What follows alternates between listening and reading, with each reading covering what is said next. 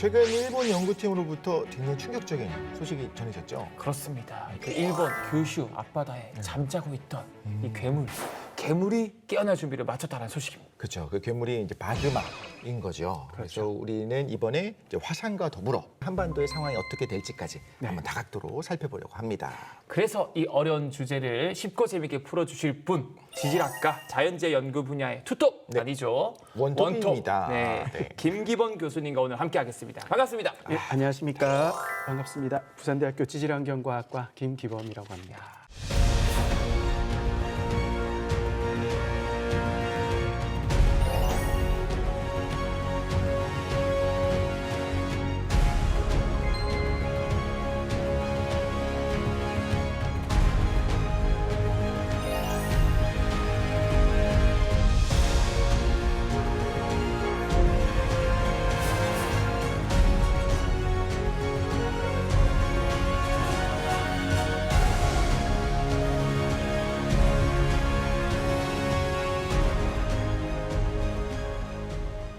우리 영화 폼페이가 가장 유명한 것 같아요. 이제 화산의 어떤 참상을 알린 네. 정말 무시무시하다. 참상이 이렇구나. 좀 무섭기도 한데 또 이런 생각도 들잖아요. 어떤 대자연이 방구 한번 끼면 그것 때문에 어떤 인류의 문명이 이렇게 확 사라질 수도 있고 사실 대비도 좀 어려운 것 같고 여러 가지 생각이 드는데 폼페이만 알고 있는 우리들이 사실 좀 기억할 만한 또 다른 화산들이 있잖아요. 네. 좀 알려주신다면 어떤 게 있을까요? 뭐 유명한 화산들 중에 뭐 슈퍼 화산이라고 하면 나오는 게 옐로스톤이죠. 네, 슈퍼 화산의 뭐 대명사라고 할 수 있는 그 옐로스톤도 있을 그 것이고. 옐로스톤 국립공원 말하는 거죠? 예, 맞습니다. 거기 근데 평지같이 있는 거 그러니까 거기는 무슨 분화구가 그렇죠. 사상 같은 게 없지 않나요?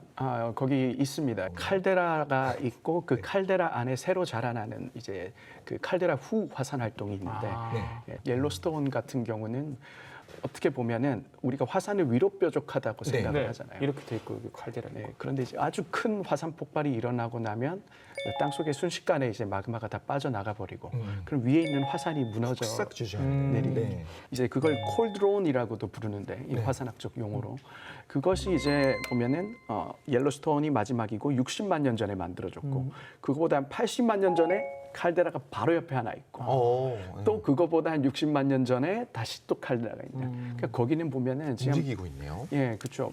100만 년 이상 단위로 지금 활동을 하고 있고, 근데 큰 분화 주기는 수십만 년 이렇게 되어 있는 그런 화산이라고 볼 수 있습니다. 그리고 후지산은 뭐 어떻게 보면 제가 이제 화산을 설명할 때. 화산은 윤회성을 가진다. 소화기, 청년기, 뭐 노년기 이런 식으로 또 설명을 하는데 네. 후지산 같은 경우는 굉장히 이쁘게 뾰족하게 생겼잖아요. 네. 말인즉슨 칼데라를 가지고 있지 않다는 말이 됩니다. 한번 무너진 적이 아직 없는 화산이다. 그래서 어떻게 보면 이제 청소년기에 접어든 후지산이 활동한 지가 한 60만 년 정도 됐는데 굉장히 활발히 자라나고 있는 요 단계로 볼 수 있고 네, 오늘 이야기할 키카이 칼데라가 저는 뭐 큐슈 지역에 여러 개의 화산들이 있는데 그 화산들을 쫙 보면은 우리가 어떤 화산의 윤회 사이클 중에서 뭐 이제 3시쯤 됐다, 6시쯤 됐다, 12시쯤 됐다 이런 것들을 볼 수 있거든요. 그래서 저는 뭐 어떤 화산이 재밌다 이렇기보다는 여러 가지 화산들을 쭉 보고 이것들이 다 가지고 있는 특성들이 다 다르거든요. 이것들을 종합적으로 판단할 필요가 좀 있습니다. 너무 재밌고 흥미로울 것 같습니다. 그렇죠? 결국 말씀하신 것처럼 이 지구는 여전히 활발히 숨쉬고 있고 그중 가장 대표적인 증거가 이제 활화산이라고 저는 생각을 그렇죠, 하는데 화산. 일본 하면 대표적으로 후지산 폭발을 떠올리지만 후지산 200배의 마그마가 축적해 있다는 또 다른 화산 거기가 말씀해 주셨던 키카이 칼데라라고 볼 수 있을까요? 네, 맞습니다. 후지산 같은 경우는 굉장히 잘 알려져 있고 그리고 일본 정부가 이미 후지산 폭발을 기정사실화해서 뭐 이재민이 2,700만 명 발생할 것이다. 그리고 뭐 화산재가 쌓인 후에 이 화산재를 바다에다가 투기해서 어떻게 치울 건지에 대한 대책까지 마련해 놓고 있었는데 고베대학교 팀이 올 4월에 그 네이처 계열 저널인 그 Communications, Earth and Environment라는 저널에 논문을 하나 발표를 했는데 지금 그 하부의 마그마가 220 큐빅킬로미터. 이렇게 말하면 감이 안 오잖아요. 그렇죠. 네. 보통 우리가 이제 화산의 분화 규모를 그 VEI, 그 Volcanic Explosivity Index라고 이렇게 말을 하는데 한 번에 분출하는 마그마 양을 가지고 이렇게 규모를 정합니다. 부피를 가지고. 네. 후지산이 분화할 시에 예상되는 폭발 규모가 VEI5 정도 됩니다. 그게 얼마냐면은 1 큐빅킬로미터, 1세제곱킬로미터 정도의 마그마. 그러니까 주사위로 따지면 가로 세로 높이 1km짜리인 거죠. 그리고 이제 그 VEI 등급이 하나가 올라갈 때마다 마그마 양이 10배씩이 됩니다. 그러니까 백두산 천년 대분화 같은 경우는 VEI7 이렇게 말을 합니다. 그러니까 후지산에서 앞으로 예상되는 분화의 100배짜리 분화가 과거에 있었다는 뜻이 되겠죠. 그 VEI7이 되려면은 이제 분출하는 마그마의 양이 100큐빅킬로미터인데 지금 현재 키카이 칼데라 아래에 있는 마그마 양이 220큐빅킬로미터이기 때문에 그 중에 이 절반이 분출한다고 하더라도 100이나 그렇죠. CM 백두산 사이즈. 천년 대분화와 유사한 분화가 다시 초래될 수 있습니다. 그럼 굉장히 이제 좀 궁금했던 게 네. 마그마가 이제 있어요. 그런데 얘가 뭐 가스도 안에 있곤 하지만 어쨌든 간에 암석이잖아요. 맞습니다. 유동성 암석. 탄산음료도 사이다도 한 반 정도 빠지지 다 나오진 않잖아요. 그렇죠, 그렇죠. 그게 다 나올 수도 있어요. 지금 말씀하신 거 220큐빅킬로미터가 다 나올 수도 있어요. 아니죠. 그러니까 굉장히 좋은 질문입니다. 이게 다 나올 수는 없고 결국은 중요한 거는 마그마가 그 물이라고 하는 그러니까 이제 탄산음료 입장에서는 네네. 이산화탄소 네. 얘를 기체를 녹이고 있는 겁니다. 탄산음료 뚜껑을 따기 전에 우리가 이산화탄소의 존재를 확인할 수 없듯이 네. 이 마그마 안에 있는 이 물은 지금 녹아 있는 상태예요. 그래서 이게 어떻게 보면은 이 높은 압력 하에서 이게 과포화된 상태로 있다라고 볼 수 있는데 네.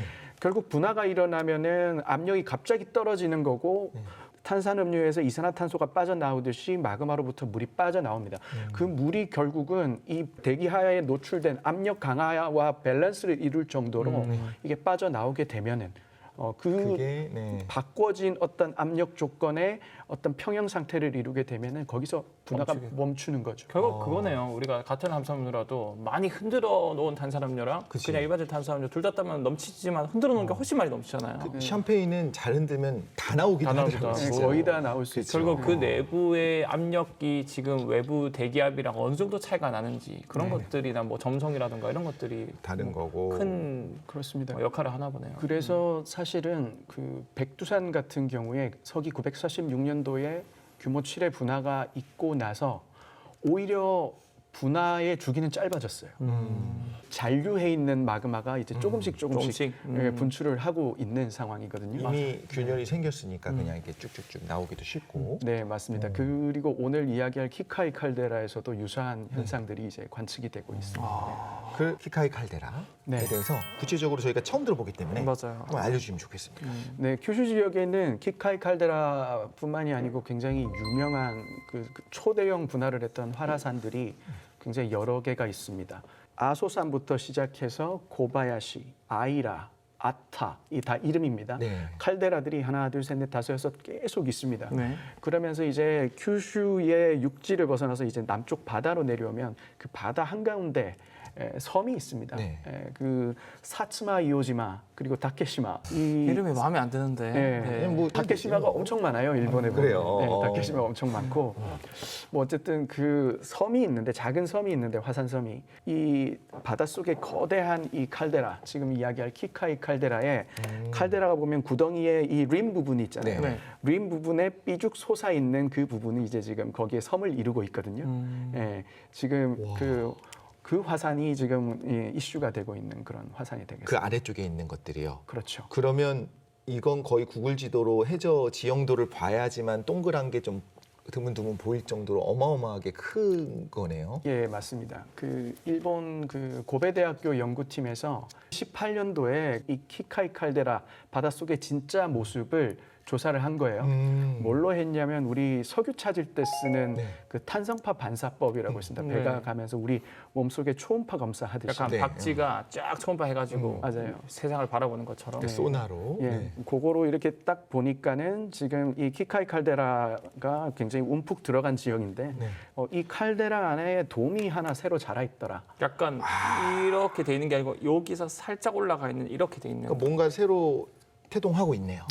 이렇게 들어갔는데 네, 다시 지금은 또? 지금은 안에 뭔가 올라와 있다. 살짝. 찐빵이 하나 부풀어 올라가지고 들어간 지형이 다 메꿔져 있는. 아예 메꿔진 거예요. 네, 거의 다 오. 메꿔져 있는 상태라고 볼 수 있고 그 돔에 대해서 resurgent dome이라는 어떤 해석을 내놨어요. 그게 뭔가요? resurgent가 한국말로 하면은 부활하다 이런 뜻인데 resurgent. 이 화산학에서는 화산을 내려앉게 만드는 그런 분화를 칼데라 forming eruption 그러니까 칼데라 형성 분화라고 말을 해요. 네. 그렇게 되면 이제 칼데라가 이제 한번 만들어지게 되죠. 네. 그렇게 되면은 그 단계부터는 이제 포스트 칼데라 스테이지라고 또 이름을 짓습니다. 칼데라 이후 스테이지. 그렇죠. 이후 단계. 칼데라 이후 단계에서는 무슨 일이 일어나느냐 남아있던 잔류 마그마가 찔끔찔끔 분출하거나 혹은 한번 마그마방이 비워져서 거기에 새로운 마그마가 주입이 되게 되면 이 화산을 다시 복구를 하게 됩니다. 아까 그렇죠. 말씀하신 찐빵처럼 올라온다는 거죠. 그렇죠. 이게 뭐 분출을 하면서 분출 물질이 쌓여서 복구가 되는 부분도 있고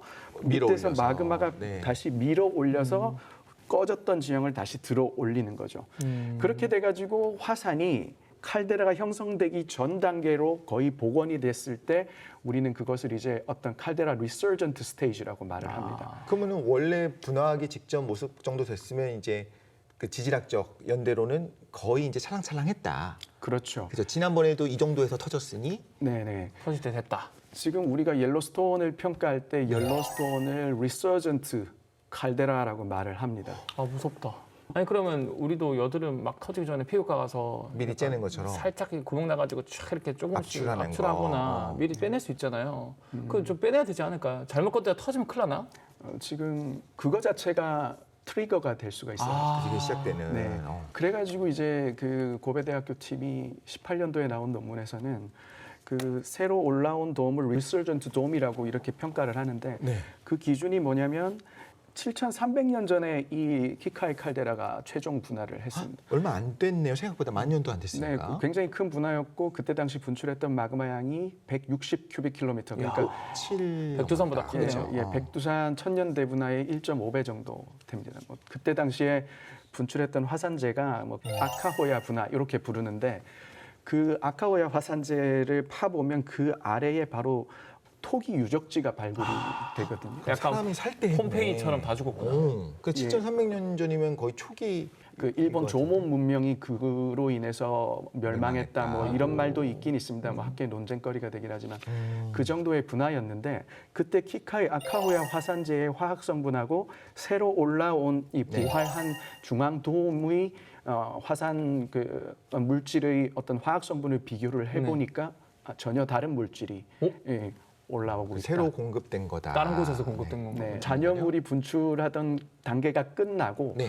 아예 새로운 마그마가 애가 마그마방을 재충전해서 이제 새로운 마그마, 이 신선한 마그마가 가스가 충만한 마그마가 지금 부풀어 화산을 부풀리고 있다 이런 결론에 도달을 했던 거고요. 근데 이제 이 팀이 궁금했던 거는 그 양이 얼마나 돼? 네. 마그마 그걸 챔버를, 알고 싶었던 네. 겁니다. 그래가지고 뭘 했냐면 키카이 칼데라를 쫙 가로질러서 지진계를 설치를 해요. 네. 그래서 규모를 추산을 해보니 220 큐빅킬로미터가 나온 겁니다. 야, 거기가 이제 키카이 칼데라라는 예. 것이고요. 그럼 여기 마그마 방은 결국에는 이 어느 정도 압력이 차서 터지는 건데, 그럼 이 마그마 방 아래쪽에 뭔가 계속 마그마를 공급을 공급해 해주는 주는 게 게 있는 거죠. 우리 뭐 지구학 때 배웠던 멘틀에서 뭔가 올라오는 거예요. 뭐 어디서 올라오는 거예요? 그런 거는 네. 그방 쪽 올라오지. 근데 마그마 자체를 그냥 이렇게 심플하게 정의할 수 있어요. 멘틀이 녹아서 만들어진 액체. 이렇게 생각을 할 수 그러면 있고. 결국 지구가 식지 않는 이상은 계속 차겠네요. 멘틀에서 네, 올라오니까. 계속 찰 거고 저는 이제 화산 분화를 쥐덫이라든지 지뢰에 비유를 합니다. 걸리면 터지네. 그렇죠. 이게 이미 쥐덫이라는 건 설치가 된 순간 언제 터질지 몰라요. 탄성 에너지가 축적이 되어 있고 준비되어 있는. 예, 그게 이제 돼 있는데 걔가 작동을 하려면 쥐가 건드려줘야죠. 트리거가 있어야 된다. 화산의 분화를 야기하는 트리거링 팩터들이라고 부르는데 결국 뭐냐 마그마 방의 압력이 증가하거나 네. 혹은 외부에서 누르고 있는 힘을 줄여버리거나 진동을 가하는 겁니다. 흔드는 거. 그쵸. 맞아. 흔들면 터지죠. 중요한 거는 이 키카이 칼데라 같은 경우는 주변에 트리거링 팩터가 너무 많은 거예요. 예, 그리고 마그마가 한 번이 공급이 되고 더 이상 공급이 안 돼서 식어가는 단계에 있는 것이 아니라 지속적 공급이 일어나고 있다는 것이 우리가 연구를 통해서 확인이 되다 보니 예. 위치가 저 일본 열도 아래니까 그 판이 계속 들어가면서 계속 공급을 하잖아요. 필리핀 반 쪽이 쫙 내려가서 맞습니다. 필리핀 해파는 서남 일본 아래로 섭입을 하고 있고 태평양파는 그 동일본 아래로 섭입을 하고 있고 네. 또 태평양파는 또 필리핀 해판 아래로 섭입을 하고 있습니다. 그러니까 아까 네. 말씀하셨듯이 우리 딱지 접듯이 그런 네, 식으로 네. 얽히고 설켜 있는 건데 그 난카이 해곡 쪽에서 이제 들어가는 섭입하는 필리핀 해판으로부터 빠져나온 물들이 멘트를 녹이고 마그마를 형성시키고 그로 인해서 일어나고 있는 분화들이 다 주로 큐슈 분화부터 해가지고 동경 옆에 있는 후지산까지 어떤 그런 현상에 의해서 이제 만들어지고 있다 이렇게 볼 수 있습니다. 근데 그 무서운 얘기를 이렇게 미소 지으면서 하시니까 안심해도 되는 건가 약간 걱정스럽습니다 지금. 사실 이 우리나라가 지금 판 경계에서 굉장히 떨어져 있다라는 지금 착각을 하고 살고 있거든요. 그런데 이제 그렇지가 않습니다. 이 동해 자체가 태평양이 일본을 미는 그 힘에 의해서 동해 자체가 섭입을 하고 있어요. 그럼 이것도 어마어마한 규모로 이제 쌓이고 있다. 그래서 이게 동해에 동해가 있는 거니까. 일본 아래로 섭입을 하면서 그 섭입 때 판경계 지진이 거기서도 발생을 하는 거거든요. 그러니까 이렇게 들어가다가 탁 튕겨 올라오는 그런 상황들이 그렇죠, 그렇죠. 이미 지금 최근 2, 3년 안에 있었고 그렇죠. 그런데 이제 동해가 이 동쪽으로만 섭입하는 게 아니라 우리나라 한반도 동해안 따라서도 섭입이 있어요. 아주 극초기 섭입 형태를 나타내고 있고 그것이 이제 최근 연구들에서 밝혀지기 시작하고 있는 거거든요. 그러니까 우리 지구촌에 사는 우리 입장에서 네.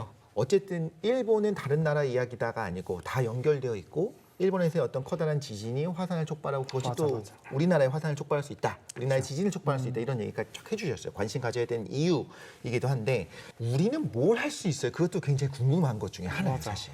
할 수 있는 게 없지 않나? 뭐 하려고 하면 이게 트리거링 팩터가 될 것 같으니까. 그럴 수 있고, 그렇지. 일단 자연을 좀 잘 이해를 할 필요가 있다.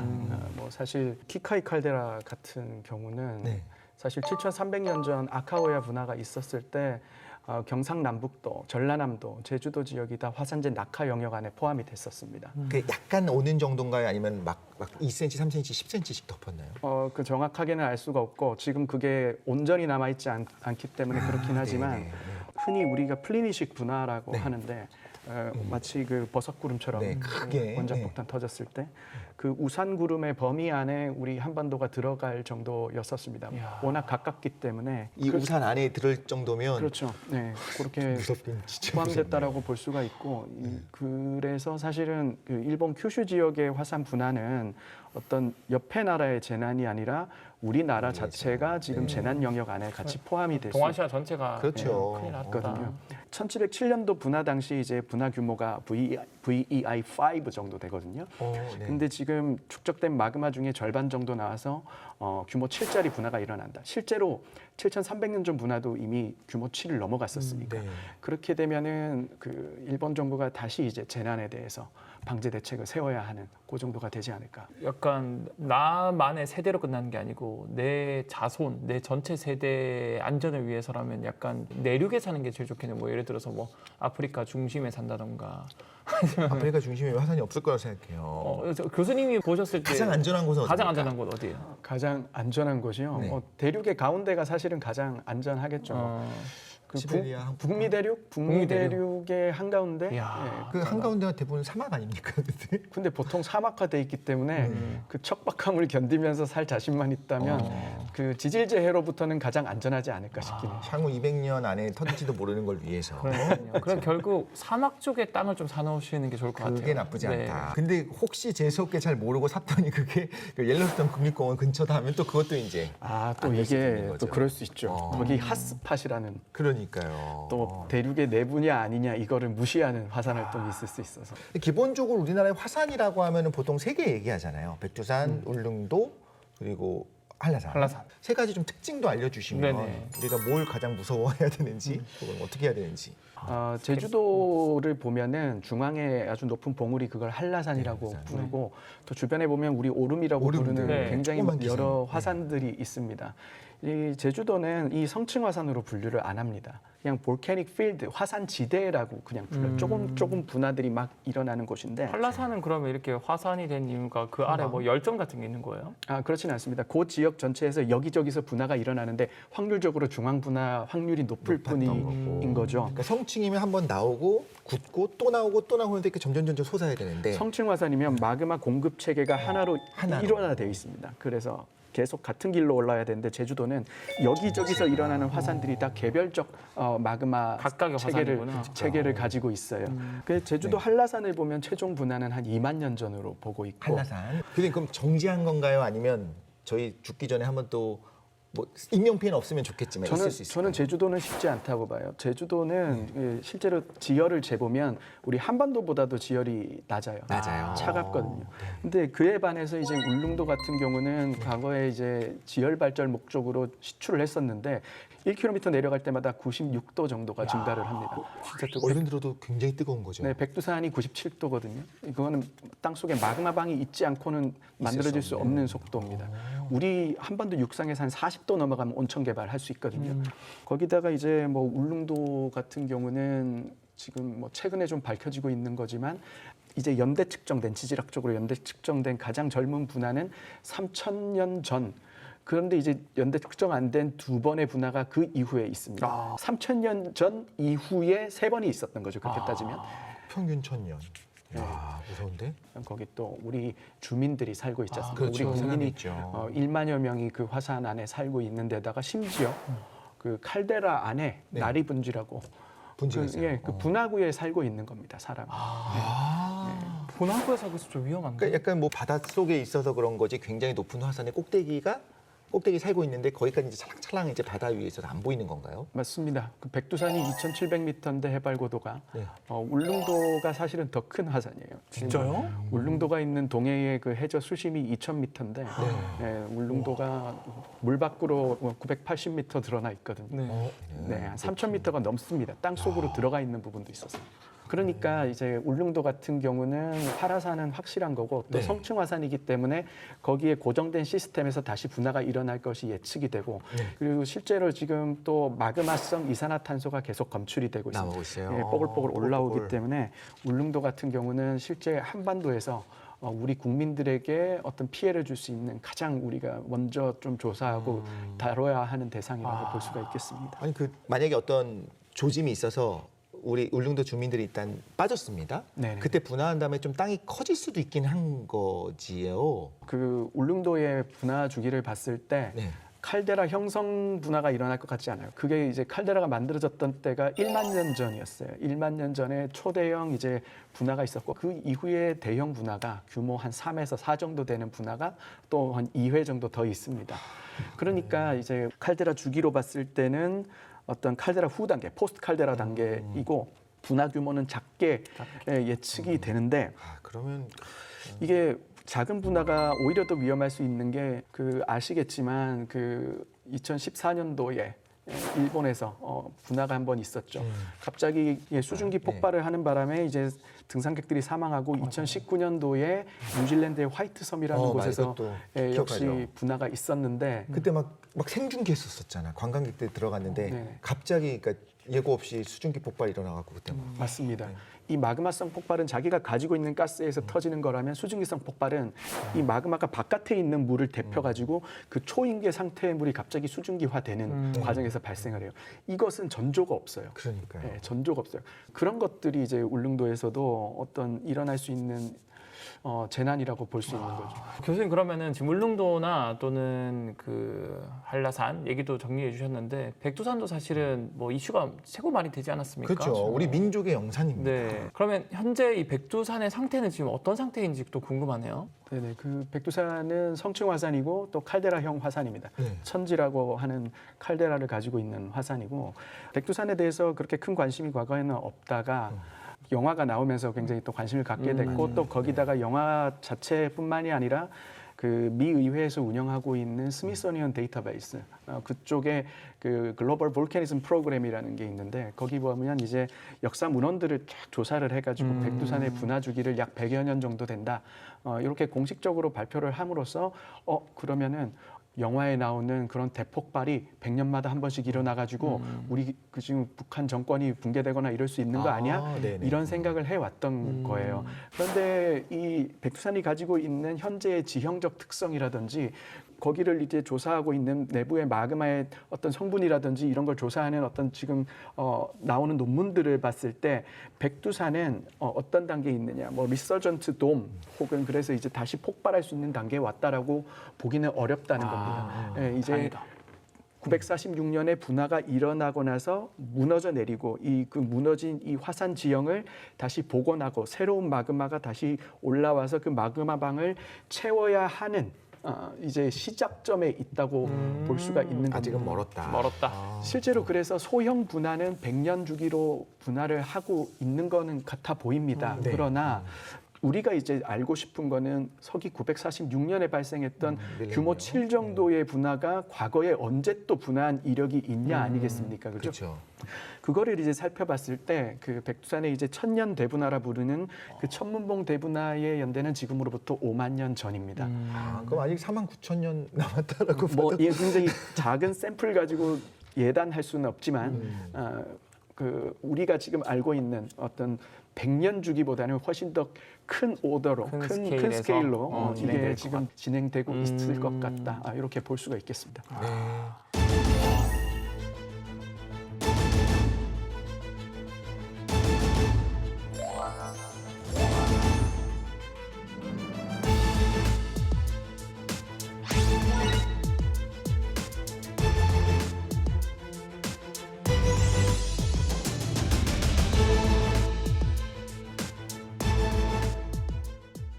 일본 정부가 지금 그 후지산의 분화를 결국 난카이 해곡 지진하고 연계해서 이야기를 하고 있습니다. 네. 난카이 해곡에서 향후 30년 안에 지진 발생 확률 거의 90% 정도 된다라고 공식적으로 이야기를 하고 있는데 그런데 그것이 화산을 건드려서 트리거가 될 수도 있고. 그러니까 사실 보면은 난카이 해곡에서 가장 마지막으로 발생했던 9점대 지진이 1946년도입니다. 그때 난카이 저 키카이 칼데라 안 터졌잖아요.